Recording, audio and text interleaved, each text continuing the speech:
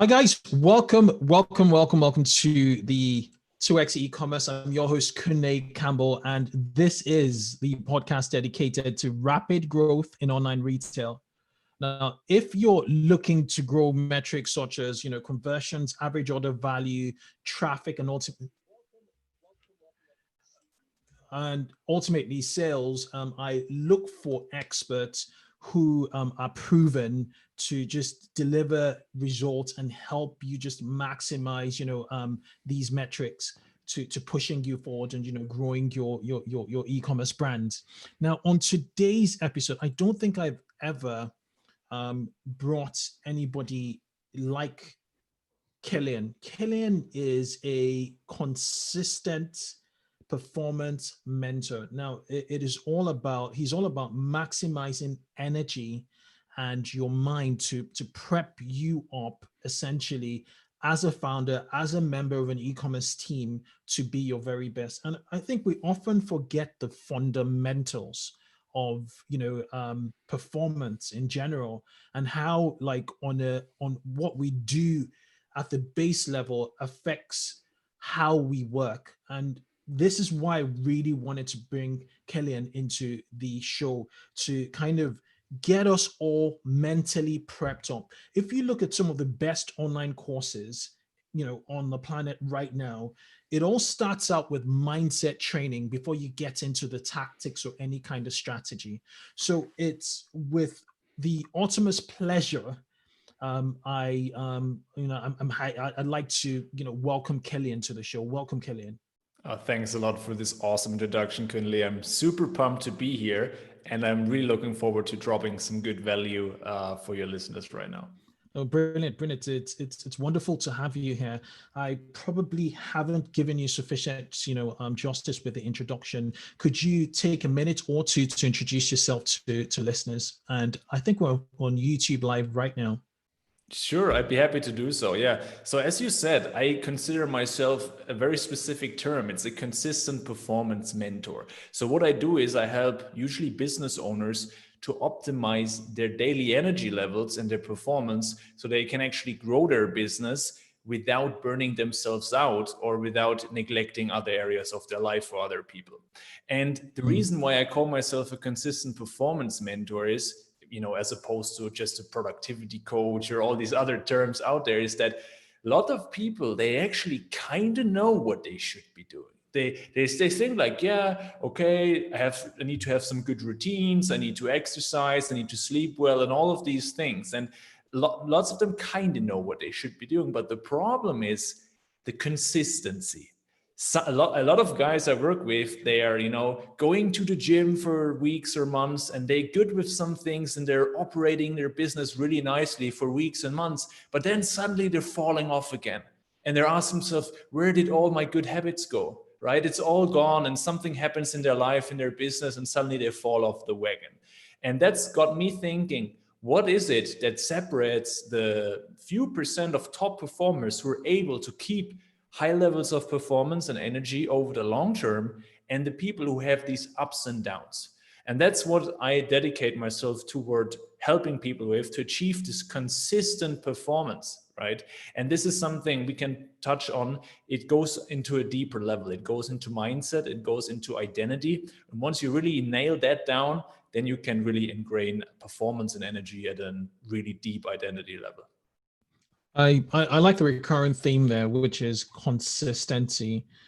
Where do we start? Should we start as to why people break a habit? What is the major cause of doing something over time and then just stopping? Yeah, that's a great question. And I think it comes back down to two factors. And the major first factor is that people don't really know how to properly build good habits. They just have this flawed understanding, which is fueled by motivational videos and some books as well, to just do it, just discipline yourself. Just stick to it, like Nike, just do it. And, but there is not a solid framework how to make behavior stick. right? And that's the problem. People rely on willpower, they rely on motivation, they rely on trying to discipline themselves.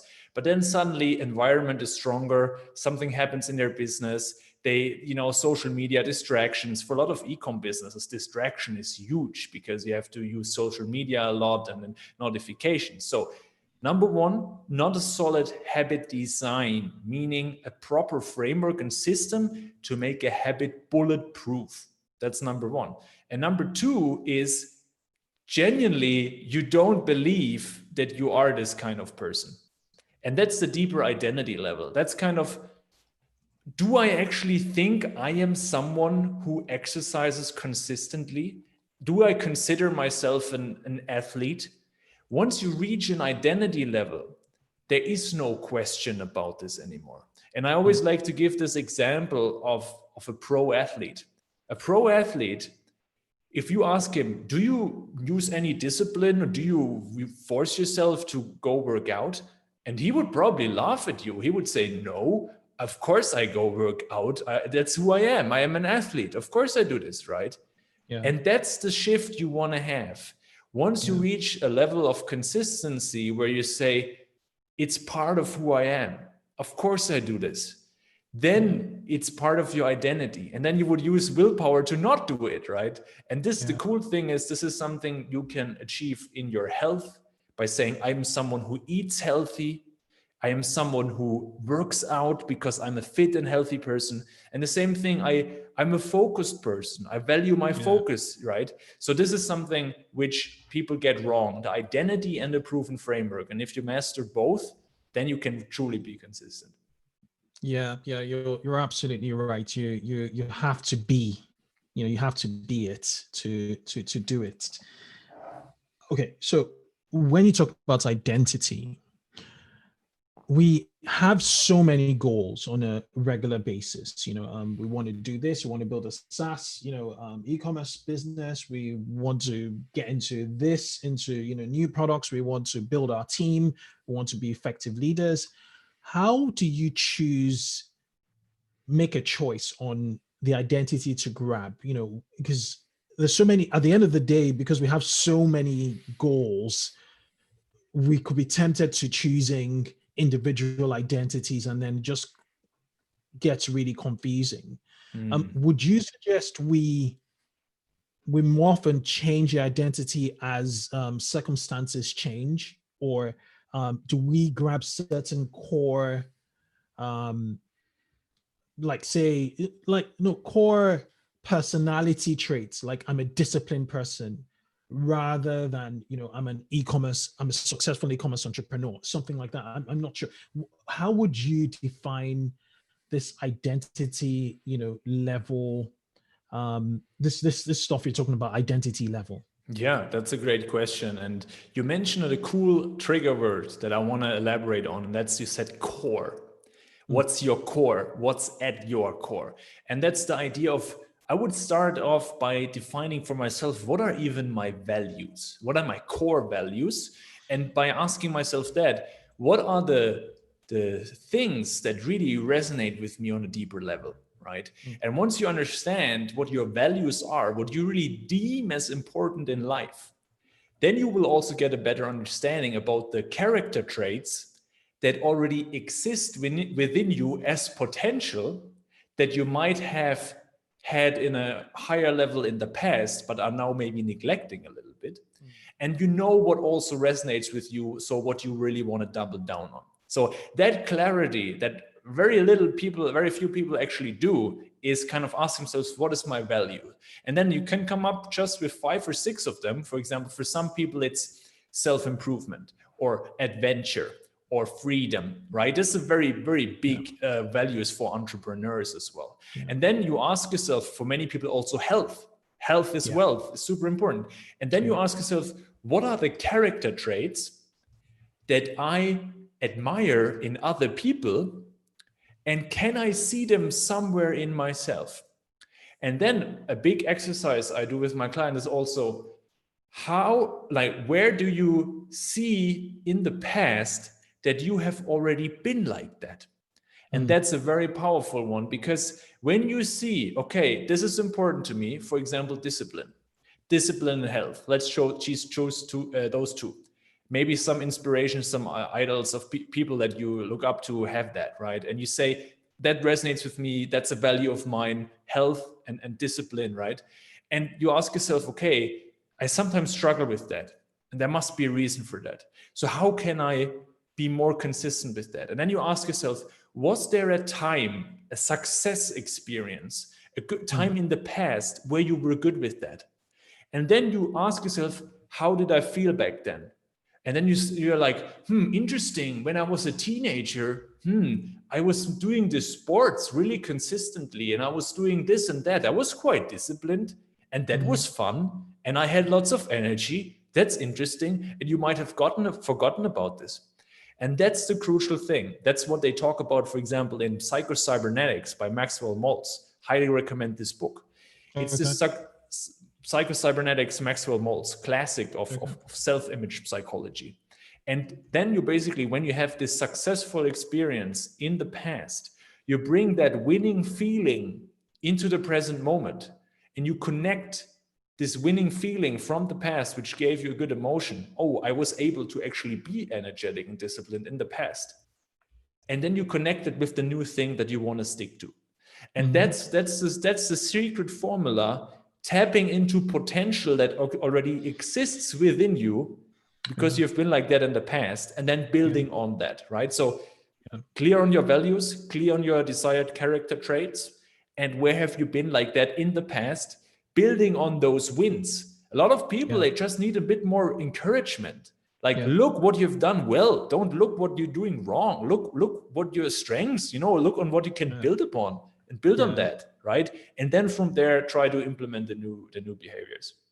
Yeah, I really like your points on past references, tapping into, your core, to your past references to figure out, to define yourself, your core values. Do you see a trend with your clients around taking a pursuit outside of work? It could be like a triathlon, a marathon. It could be climbing Kilimanjaro, whatever. And then, or skydiving on your own without any aid. Do they use those, that sense of adventure, that sense of going extreme, that sense of being alive? Do they tap into such references outside work to be more productive, or are those totally unrelated? 100%. These are great examples. I have a number of clients. One of them, he recently just did what you said, skydiving. Another client, he is very much into traveling, and it's actually an e-commerce business owner as well. And he's very much into traveling, exploring different cultures, climbing, hiking, all these kind of things. And I would say, it sounds like, it's a hobby, but it's something deeper than that. It is, you're living up to your values. That's what I said. And a big reason why people don't feel fulfilled over the long term is that they don't live up in line to their values. So, there's a difference between like just happiness, but then also this feeling of satisfaction, of fulfillment. And in my opinion, that comes from knowing what your values are and trying to live up to them more regularly. Best case on a given day, if you can, but then simply over the course of a few weeks or months, looking, okay, I value adventure. Well, how much adventure did I have in the last few weeks when you just stuck in work, right? And you're like, okay, of course, am I not feeling satisfied right now? So it's for them fulfilling their value, getting inspiration, getting excitement back, also getting then this creativity again, this novelty.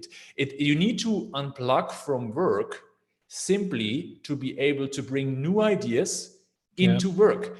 For e-commerce business owners especially, well, it is about creating good copy, having good creatives, being creative in the decision-making of your products. These are all creative tasks. So people who are able to recharge, you're like a good writer. A good writer takes a lot of walks, has a lot of silence time, does sports, goes for a run, sits in the park. and then the good ideas come. That's like what Thomas Edison did. He did a lot of that inventory. So that's super important for everything, for your health, your sanity, but also your business. I love that. I love that. I love that. I love that. Okay. So we've talked about habits, and then tapping into your core values to get these to sort of connect what your values, what your habits are, and then become that identity level person. What about energy? There's identity on the one hand, there are the habits that link to the identity. What do you think about energy? We sometimes have a burst of energy. Sometimes we start out a project super excited, jump right in, and then it's crickets, or things just slow down, and then we slow down with it. Or sometimes we get into a project, it fails, and we just don't have the energy to try again, and this happens the older you get. How do you maintain that energy? Is it even safe? Is it your mind just telling you, look, reduce your risk levels, or is this an issue, or do we have to live with it, or can we hack energy to fire us through potential opportunities? That's an awesome question. And look, first of all, I think we have to make a distinction here between energy and motivation. These are, of course, related somehow and correlated, but they're somewhat different, right? When it comes about, for example, you're talking about, there's a project that didn't go as well as planned. And the question is, how do you keep up the energy, but how do you also keep up the motivation to still work on that, right? Both are equally important, and both also come with each other. So what I would first say is ask yourself, how are your energy levels behaving on a day-to-day basis? Because when people sometimes feel, oh, today I'm not motivated, and I don't feel like doing it, and in the business it's not so exciting, and so on, chances are you neglected one of the crucial components of energy. And these are, for example, sleep. These are also your nutrition. These are exercise and movement, and also simply social contacts, and also these things outside of work, which are important. So whenever you feel like, oh, your mindset, your state is not right, well, first of all, take a step back and ask, how is your physiology? Is your body feeling all right? Did you feel recovered and rested, right? So this is the first thing I would fix. Master your sleep. Number one, consistently. A lot of people struggle with that. Number two, eat good food that leaves you energized instead of sluggish. Lots of greens, lots of things that actually make sure you don't have any deficiencies. Well, sometimes you feel low energy and not motivated, but it can be you have a deficiency, or you sometimes eat food that you're not tolerating well, and that's why you don't feel energetic. And third thing is exercise consistently, but also have a lot of movement throughout the day. What I'm doing right here is I'm standing at a standing desk, for example. This is one tool to give you actually more energy, because you're in a much more moving environment, right? And then having breaks throughout the day and so on. So once these foundations, once you say, wow, I really designed a great day for me, where all these habits and performance foundations are in place, then you can ask yourself, okay, long term now, how do I manage my energy and motivation long term? And a lot of it goes back to actually giving yourself some rewards for the things that you do well. I see a lot of people, they struggle with that. They just accumulate, more material stuff. They don't really care about, the next gadget or whatever. But what very little people do is, for example, they don't go to like massages or have a spa day. That's what I recommend my clients actually, take a full day off, put the phone away, no phone day, and just, relax, take a sauna, and really, really shut off from work. Or go into nature, right? Have a nature day and so on. This really helps you to let go, to reconnect with yourself. And then, of course, looking also what you achieved so far, and knowing that, projects that fail, well, you learn something from that. You need these reference experiences to know, okay, how often do I actually need to fail to then fail forward, right? There's a lot of stories by people who, for example, the guy who founded KFC, he was like doing that when he was really old, right? And there's a lot of other stories where people failed before but then achieved greatness. And that's something that energy on a daily basis, managing energy and motivation over the long term, and also putting things into perspective. That makes a lot of sense. I really love the fact you talked about your physiology, getting that right for your energy. Sleep, nutrition, exercise, social contact is something we sometimes neglect. Would you consider like an office environment social contact, or would you suggest we go further afield for social contact? I would definitely say you should also seek out interactions that are non-work related, simply to allow your mind to switch off again, to foster creativity. Your mind will not come up with great solutions when you constantly think about work. It is only during those times of leisure, of relaxation. You're in the shower, you're relaxed, and I could be doing this, and suddenly there you have this inspiration coming in. And that's the same with social contacts. Go out for networking events, but also in a more creative way. Like meeting in a pub, in a bar, or like going out for a drink or whatever. That's great. Letting go of work, talking with people about things that fire you up. That's another one. That's another one I want to talk about, because so many people don't do is they always think it's about work. But how can you lighten up the inner child in you and talk about something that truly lights you up? It's your favorite cartoon, I don't care. It's your favorite movie. It's your favorite comic, I don't know, right?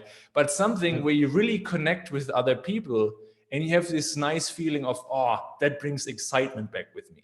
And that's also a little hack for people right now who have problems switching off at night. I know a lot of guys, my clients as well, a lot of guys problems working late at night, thinking about emails and all these kind of things. Usually it's because you don't switch off, you don't have a separation between work and downtime.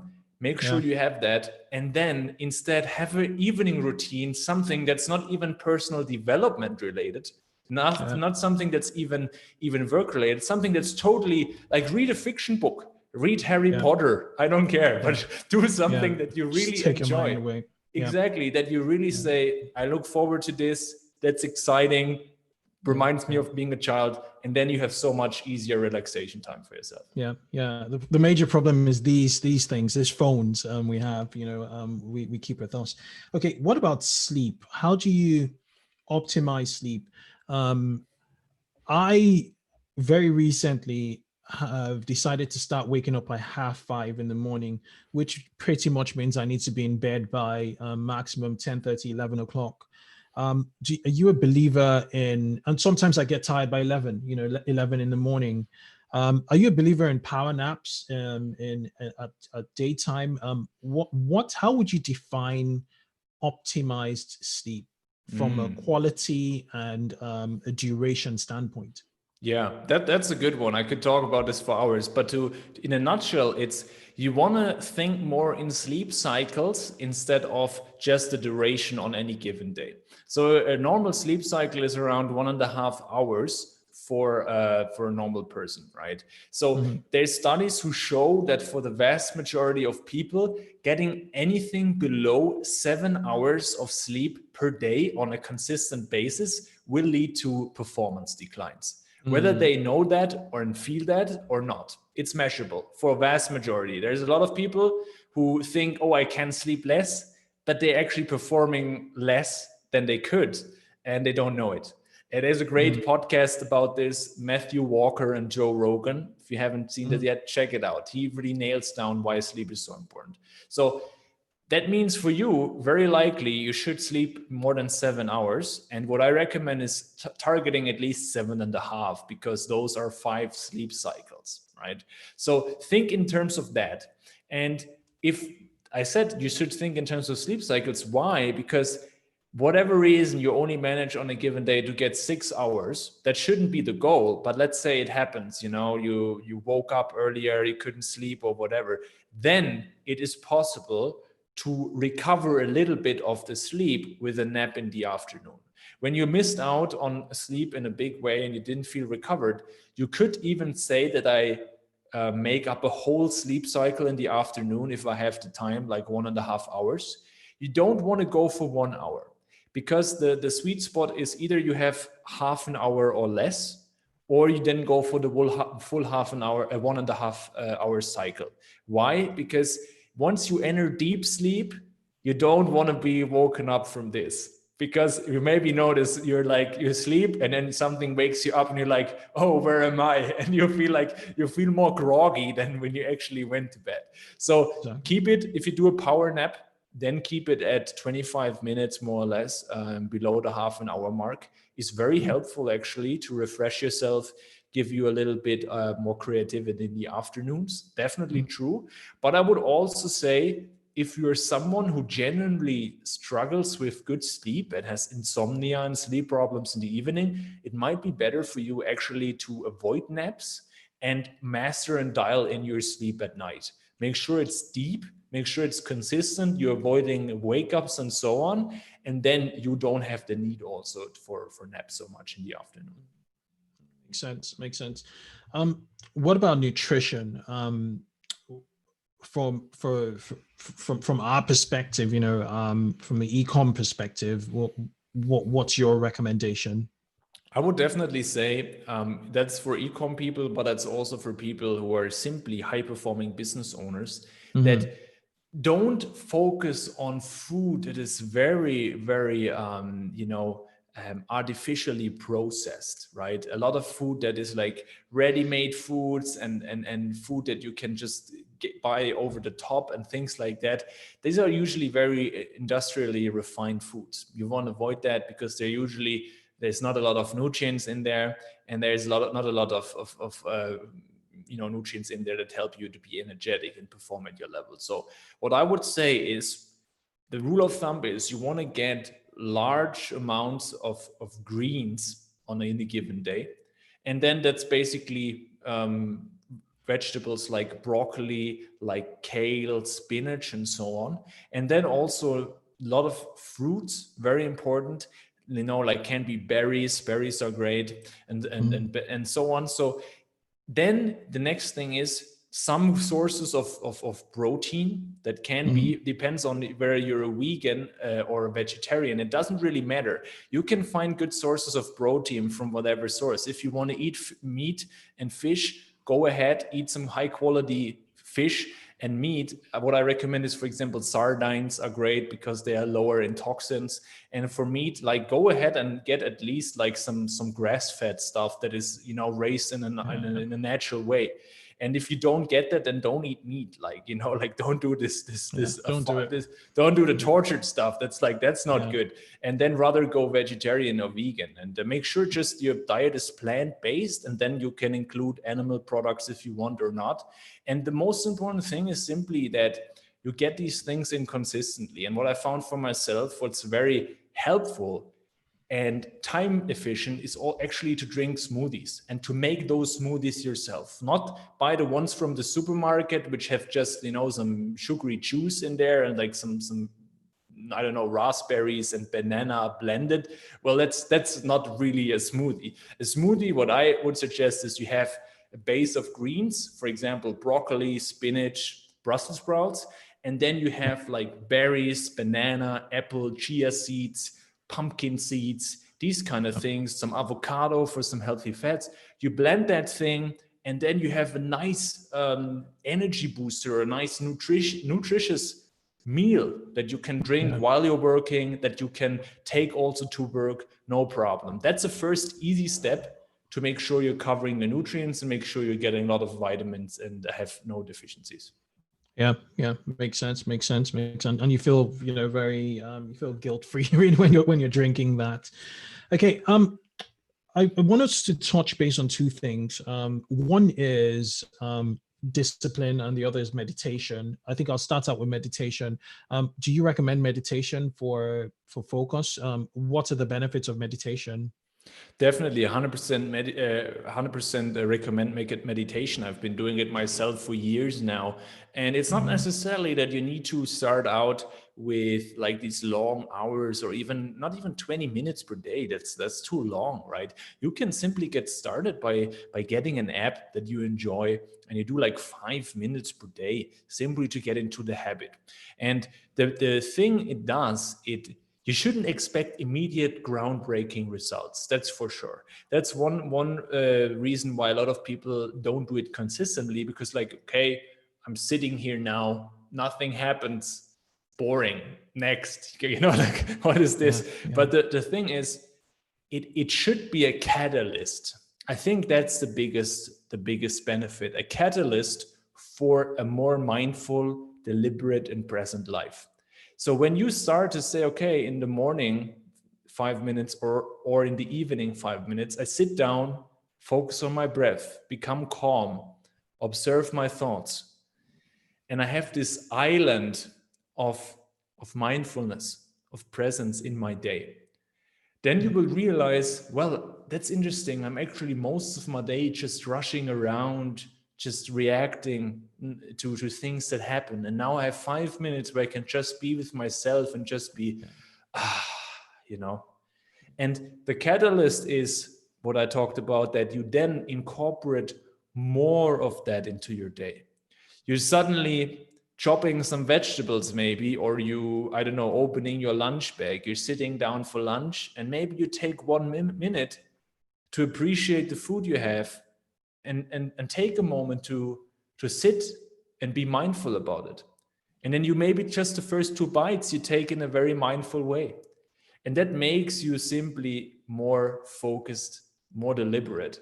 And that's what something that then sparks into other areas of your life as well. Yeah, absolutely. I was explaining it to my friend last week about meditation. I'm on and off with it. I'm not consistent. Mine's more transcendent. But like I was explaining that it's more like a mind flush. You know, we have so much going on.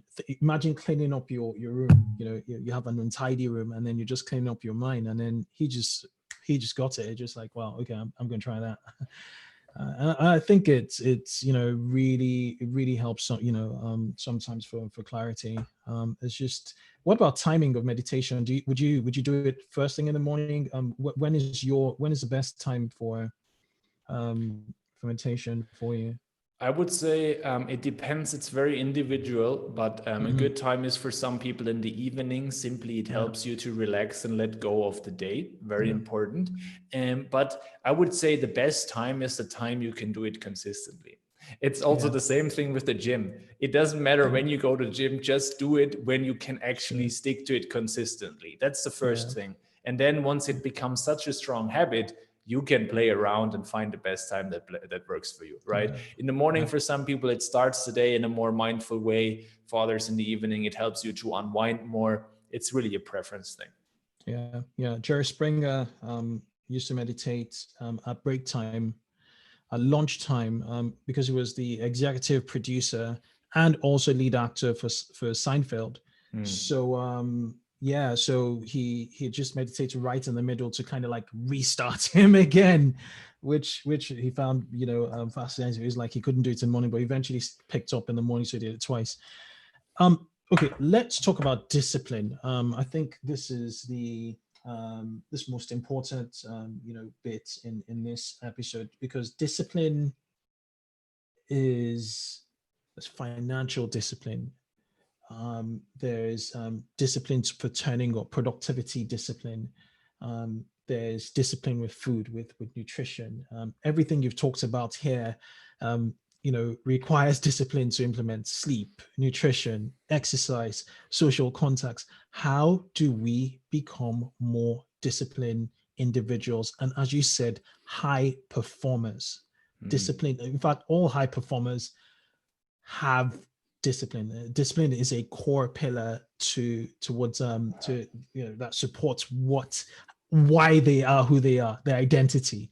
So go for it, please. I love it. This is my favorite topic. Thanks for giving me Right. that. Let's go. Okay. So, first of all, the biggest shift, in my opinion, that needs to happen in people's mind is understanding truly what discipline is and what it is not. I think the biggest flaw that people have when it comes to discipline is they think it's something you do, but it's not. Discipline is not something you do, discipline is a byproduct. Mm, When you say financial discipline, it's a great example. So that means that people are able to control their finances, to save money, to avoid mindless spending, to accumulate wealth. But that, what you call financial discipline, is a byproduct of them establishing systems and habits that allow them to be like that. So that's the same for other areas. When you have a solid habit of saying, okay, each day I'm transferring that amount of my bank account on my savings account, then this is something which happens automatically on autopilot. And it's mm, something where you're like, do you discipline yourself to be financially disciplined? Like, is it really difficult? And then you're like, no, each month the money just goes away into my ETFs. I don't even know where the money is, and my account grows. That's yeah. awesome. And then would you say that person disciplines himself? No, it's a system they have Mm, set up. It's a good habit. It runs automatically. And that's the same thing we talked about with other areas of your life, with your nutrition, with your exercise, right? I always give this idea of the 4 levels of consistency. And the lowest level is motivation and willpower, like like pumping yourself up and like forcing yourself and so on. The second level is disciplining yourself. This is where you get better at using that willpower, and you do it more consistently, and you train your prefrontal cortex, and you're like, okay, be more disciplined, and it works a little bit. You can become better at that stuff. But on some days you don't manage to do it, right? This is the second level. Then the third level is actual habits. When you're able to do that behavior for such a long time that it becomes automatic, and it's not 21 days, it's actually more. There are studies who show that on average it's like 66 days, depends on what you're doing. So it takes longer to automate a behavior. And that is how behaviors run on autopilot. And then the final frontier is the highest level of consistency is identity. That's when you actually truly believe at a mindset and self-image level that you're becoming this person. And this is what we talked about, that you then say, okay, I am a financially disciplined person. I am simply aware of my finances and I take care of that. And then it's no question for you. Then you wouldn't simply do these weird purchases and not take care of your finances, because you mm, deep down believe it would go against your self-image. And that's the same thing when it comes to food. Vegans, they say, what, eating meat? Of course I don't eat meat. I am a vegan. It's part of their self-image. Same thing with athletes. They would work out and so on. So discipline is something which is a byproduct of you designing habits, routines, and systems in the right environment so that it gets triggered on autopilot, and then over time shapes your identity. And then you simply start to consider yourself a disciplined person because you manage to do it consistently. That's, in my opinion, what discipline is. yeah, I can't say anymore. I think this is, super brilliant, Kilian. Yeah. Is there anything else you think I haven't asked you, or anything you want to say, any final words? I would basically tell people that if you have listened that far, you're Mhm. actually, very far ahead of some people who never think about how to optimize my energy, how to optimize the way that I actually spend my time each day. Because this is the most important thing. You have only a limited number of days on this planet. Think about this memento mori, remember that you will die, this concept of Stoic philosophers, and know the way I show up each day, that is how my life will turn out. How you live your days, so you craft your life. So a quote by Robin Sharma. And if you know that and you make the most out of each day for all life areas, not only for work, I think that's what we're here for. And that's what in the end gives you the most satisfaction and fulfillment. And thank you for just coming in and just sharing the framework. I think frameworks are really, really, really important, and giving that guidance. For people who want to follow Kilian, he is on Kilian. That's KILIANMARKERT.com, KilianMarket.com. He also has the checklist. So if you go to the same website and you go /checklist, most of what we talked about will be there. You can follow him on social media. It's the same handle on Facebook, LinkedIn, and Instagram, Kilian Market. Kilian, it's been an absolute pleasure having you. Before I let you go, what are your top 3 book recommendations on this topic, which is just energy mastery and performance, high performance mastery? I would say you have a lot of books about energy and diet and so on. But if you really want to master the consistency side of things, I say number 1, Atomic Habits by James Clear. Number 2, Psycho-Cybernetics by Maxwell Maltz. This is the book about the identity level. And book number 3, I would say, that's going to be a tough one. Which one am I going to choose? I will say The Power of Now by Eckhart Tolle. You know why? Simply because it brings it all together, that if you want to truly be high performing, you need to learn to live in the present moment and need to learn to let go of ruminating thoughts. And when you master this presence in the moment, focus, that's what that is about. Combine it with the self-image from Psycho-Cybernetics, and you get the right tools from Atomic Habits. Your energy is going to be at max. Oh, so you've blown us away, mate. Thank you so much, Kilian. Yeah, fantastic. Cheers. Cheers. You're welcome. Okay.